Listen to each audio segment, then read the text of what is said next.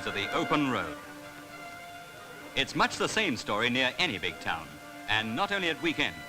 With 500,000 new cars appearing every year, there are times when Britain looks like becoming one vast traffic jam.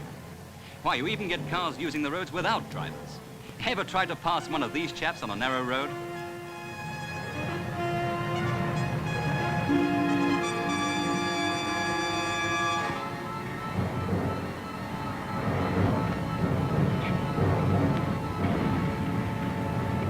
"2,000 years ago, the Romans built this road. Today, it's part of A5, but it's still known as Watling Street. And it's still not wide enough.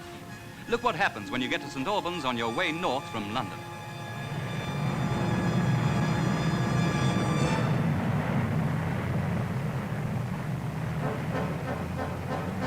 So the St. Albans bypass is being built to relieve the congestion.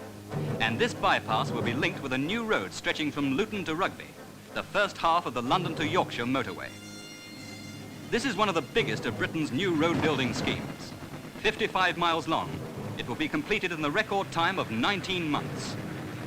The world's most up-to-date road building machinery and a labour force of 4,000 men are engaged on this huge operation. The work is controlled by radio through 7 shortwave stations.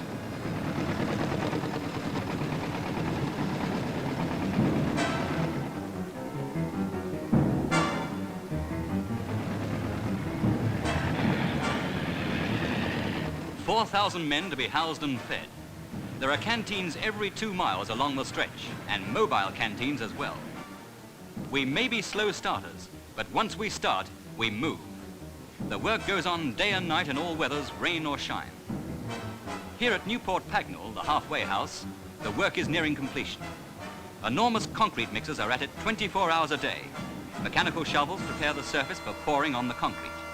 Pumps are rigged, ready to pump the concrete to wherever it's wanted.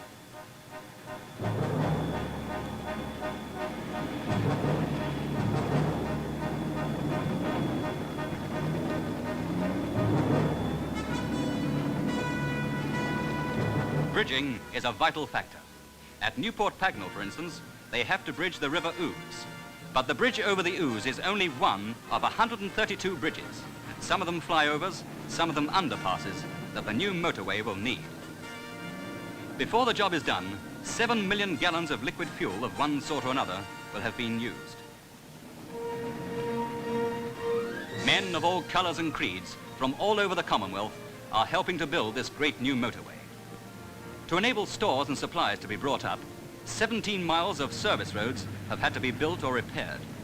Electricity and water supplies have had to be diverted, and many side roads have been widened and strengthened so that extra wide lorries can reach the sites.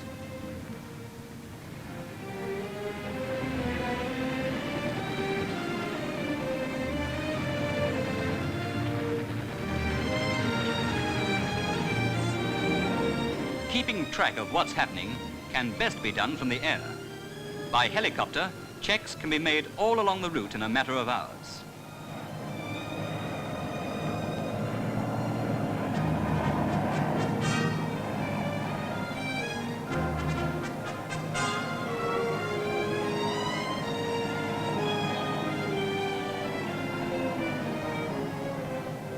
Now here's the engineer in charge of it all, John Mickey. Did the Romans have as tough a job, Mr. Mickey? I don't think the Romans had it quite as tough. After all, they didn't have to build 55 miles in 19 months. How long do you think your road will last? Well, many, many years. More years than probably I shall be on this earth. Here is Britain's first motorway, the Preston Bypass, which cost £4 million. It's the shape of things to come all over the country. Motor roads which will be confined to high-speed motor traffic with drivers subject to special rules laid down in the motorway code.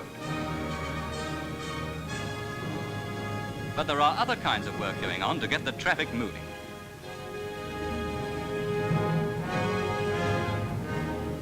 Here is the old transporter bridge across the Manchester Ship Canal.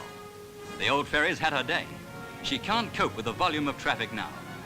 So a new bridge from Runcorn in Cheshire to Widnes in Lancashire is being built to replace the old transporter. It will have the largest arch span in Britain and will cost £2 million. It will bridge both the Ship Canal and the River Mersey.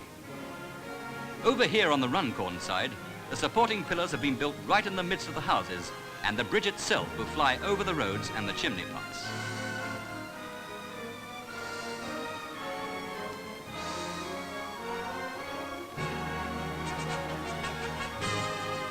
It's much the same on the witness side.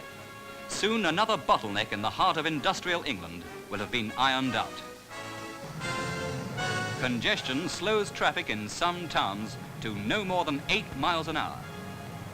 All sorts of loads go by road, even the church steeple. But it's not only on the highways that the planners are busy. For instance, here at Marble Arch, one of London's bottlenecks, a vast new scheme is projected.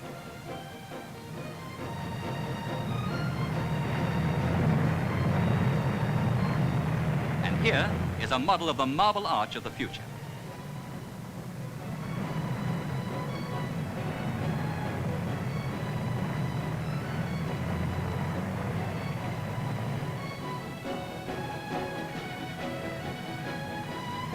Hyde Park Corner has long been a black spot for traffic congestion in London, and nothing less than a complete replanning of the whole area will solve the problem. There's a scheme for this too, and this model shows what it will look like. It includes an underpass, such as those which have been in use for years in Paris.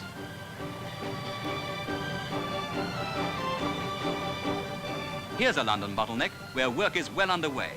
It's the Elephant and Castle, gateway to the south and southeast of England, where the tavern which gave the area its name has had to make way for the road widening. One of the most spectacular of the new roadworks is the Chiswick flyover, which will carry traffic from the heart of London straight onto the Great West Road and speed up the journey to London Airport.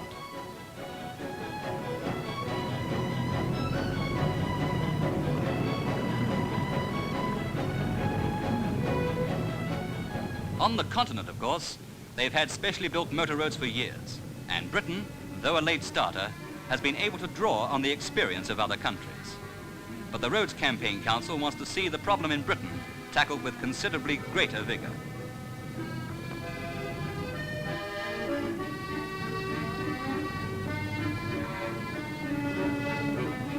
This is the sort of thing that they've done in Belgium.